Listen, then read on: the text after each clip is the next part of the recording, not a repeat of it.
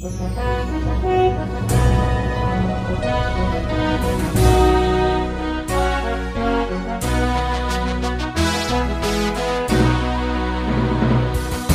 bagi saudara sekalian. Marilah kita siapkan hati dan pikiran kita untuk menyambut firman Tuhan. Kita berdoa. Kasih karunia dan damai sejahtera dari Allah Bapa kita dan anaknya Tuhan Yesus Kristus menyertai kamu sekalian. Amin. Jemaat yang dikasihi Tuhan, firman Tuhan yang menjadi nas khotbah dalam epistel minggu kelima setelah Trinitatis pada tanggal 9 Juli tahun 2023. Diambil dari kitab Kidung Agung pasal yang kedua, ayat yang ke-8 hingga ayat yang ke-13. Beginilah firman Tuhan. Dengarlah kekasihku, lihatlah, ia datang, melompat-lompat di atas gunung-gunung, meloncat-loncat di atas bukit-bukit. Kekasihku serupa kijang atau anak rusa. Lihatlah, ia berdiri di balik dinding kita, sambil menengok-nengok melalui tingkap-tingkap dan melihat dari kisi-kisi.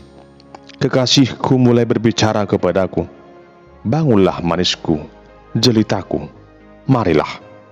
Karena lihatlah, musim dingin telah lewat, hujan telah berhenti dan sudah lalu. Di ladang telah nampak bunga-bunga. Tibalah musim memangkas. Bunyi tekukur terdengar di tanah kita. Pohon ara mulai berbuah, dan bunga pohon anggur semerbak baunya. Bangunlah manisku, jelitaku, marilah. Demikian pembacaan firman Tuhan. Adapun yang menjadi tema dalam ibadah kebaktian rumah tangga saat ini adalah mencintai hukum Allah.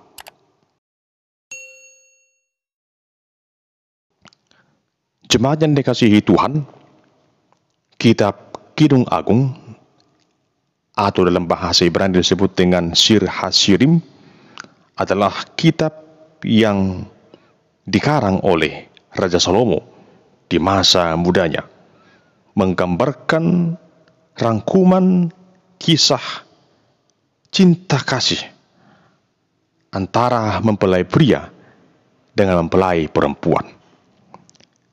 Jika kita membaca kitab Kidung Agung ini, sungguh dapat dinilai secara pemahaman harfiah, menggambarkan suatu sifat yang sangat romantis, hubungan cinta kasih yang sungguh sangat dekat. Namun jemaat yang dikasihi Tuhan, tentunya pembacaan kitab Kidung Agung ini janganlah kita pandang atau kita pahami hanya dari pemahaman secara harfiah belaka. Karena dalam makna teologisnya, apa yang tertulis dalam kitab Kidung Agung ini sesungguhnya menggambarkan cinta kasih antara Allah dengan manusia. Cinta kasih antara Allah Israel dengan umatnya Israel. Jadi mempelai pria dalam kitab Kidung Agung ini menggambarkan Allah sendiri, sedangkan mempelai perempuan adalah ibarat dari manusia itu sendiri. Jadi hubungan kemesraan, hubungan kedekatan antara mempelai pria dengan mempelai perempuan dalam kitab Kidung Agung adalah gambaran dari cinta kasih yang murni antara Allah dengan manusia. Kita boleh membayangkan bagaimana sepasang kekasih yang merajut hubungan cinta kasih. Tentu mereka akan selalu mengupayakan hal-hal yang terbaik sebagai bukti cinta kasih mereka. Demikian halnya yang diharapkan dari kitab Kidung Agung ini, akan ada suatu perenungan yang mendalam dari bangsa Israel terhadap Allah yang telah menyelamatkan mereka. Dalam kitab Kidung Agung pasal yang kedua ini, di sana digambarkan bagaimana mempelai pria yang telah datang hendak menemui mempelai perempuan yang telah lama menantinya. Dengan penuh sukacita dalam rasa penantian yang sudah begitu panjang, mempelai perempuan merasa sungguh sangat begitu berbahagia begitu ia mendengarkan apalagi melihat dari tempat yang jauh bahwa kekasihnya telah datang. Demikian juga mempelai pria yang telah memandang kekasihnya itu dari jarak yang jauh. Sungguh hatinya dilingkupi rasa cinta kasih yang amat mendalam. Ia tak sabar lagi untuk dapat berjumpa secara langsung, berjumpa dengan kekasihnya yang telah lama dinantikannya itu. Dengan rayuan dan kata-kata yang begitu manis, ia sampaikan hal-hal yang dapat menyenangkan kekasihnya itu. Bahkan dia menyebut pribadi yang sangat ia cintai itu sebagai kekasihnya. Kekasih di sini artinya orang yang paling dikasihi, orang yang paling dicintai. Jemaat yang dikasihi Tuhan, dalam konteks kitab Kidung Agung ini juga berkaitan erat dengan situasi bangsa Israel yang saat itu dalam masa pembuangan di Babel selama 70 tahun. Di tengah situasi pembuangan itu, mereka dibatkan seperti mempelai perempuan yang sedang menantikan datangnya mempelai pria, yaitu Allah dalam diri Sang Mesias yang akan membawa mereka keluar dari pembuangan itu. Dalam masa-masa penantian itu, mereka bersabar, mereka sungguh sangat menantikan kapan harinya akan tiba. Mereka sungguh-sungguh menaruh harapannya akan waktu yang paling tepat pada saat kapan mempelai pria itu, yaitu Sang Juru Selamat itu, datang menemui mereka dan melepaskan mereka dari kemelut yang mereka alami di masa pembuangan itu. Jemaat yang dikasihi Tuhan, sungguh digambarkan lewat firman Tuhan saat ini bagaimana cinta kasih adalah landasan dari segala hal dalam hidup ini. Tanpa cinta kasih, maka hidup ini akan terasa hampa. Tanpa cinta kasih kita dengan Allah dan sesama manusia, maka hidup ini tidak ada artinya. Dengan demikian dapat dikatakan bahwa cinta kasih adalah inti dari seluruh perjalanan hidup manusia. Dalam kehidupan ini, kita dapat merasakan arti penting dari cinta kasih itu. Bagaimana cinta kasih itu tak dapat terpisahkan dari kita. Sebagaimana Allah yang digambarkan dalam firman Tuhan saat ini, yang sungguh mencintai umatnya Israel, demikian juga halnya kita, orang-orang yang percaya dalam nama Tuhan Yesus, adalah orang-orang yang juga disebut sebagai kekasih Allah dalam Kristus Yesus. Dalam hidup ini, kita begitu sering mendengarkan bahkan mengucapkan kata kekasih, kekasih jiwa kita. Hal itu dapat kita tujukan kepada orang-orang yang kita cintai, baik itu kepada suami atau istri, atau juga orang-orang terkasih yang lain, kepada anak-anak kita, sanak saudara kita. Mereka adalah orang-orang yang kita kasihi. Mengapa disebut sebagai orang yang dikasihi?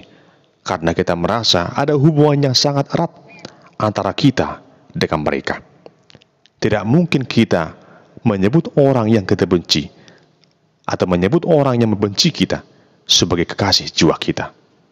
Yang pasti hanya orang yang kita rasa sangat dekat, sangat berarti bagi kita, itulah yang tersebut sebagai kekasih jiwa kita. Dan Allah menyebut kita sebagai kekasihnya.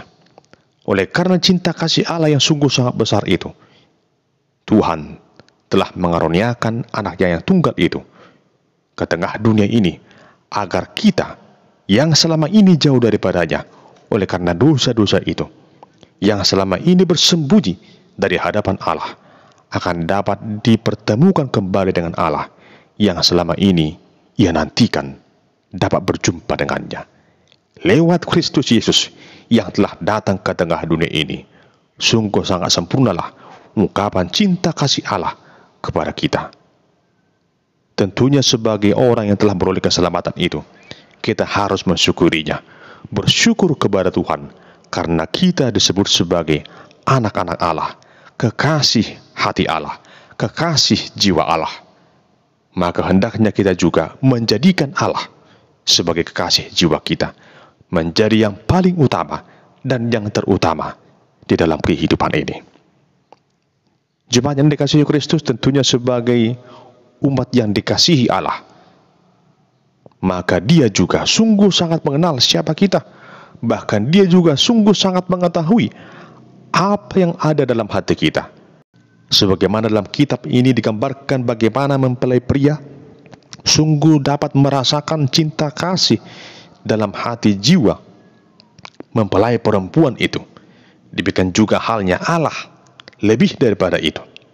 Dari tempat yang maha tinggi, Ia sungguh-sungguh dapat merasakan apa yang kita rasakan. Ia mampu melihat apa yang ada dalam hati kita. Sekalipun kita manusia sedang menutupi apa yang kita rasakan, menyembunyikan apa yang ada dalam hati kita, namun bagi Allah tidak ada yang dapat kita sembunyikan. Apa yang tertulis, apa yang tertuang, apa yang ada dalam hati kita sepenuhnya diketahui oleh Allah.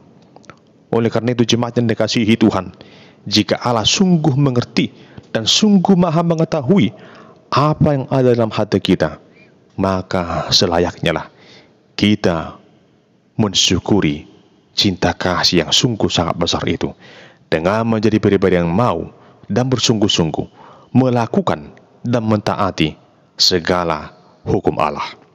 Hukum Allah dalam hal ini adalah hukum kasih. Mengasihi Allah dengan segenap hati dan jiwa dan kekuatan kita, dan mengasihi sesama kita manusia.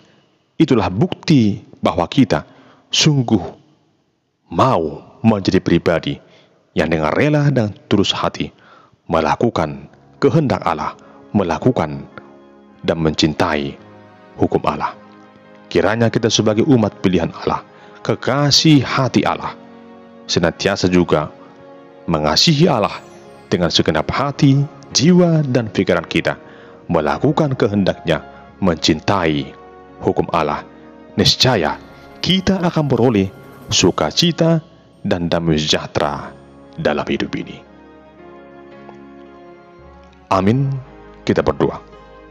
Ya Tuhan Allah yang Maha Kuasa, tuntunlah kami dalam Roh-Mu yang kudus itu, agar kami mampu melakukan dan mencintai hukum Allah di sepanjang perjalanan hidup kami. Dalam nama Tuhan Yesus kami berdoa dan mengucap syukur kepadamu. Amin.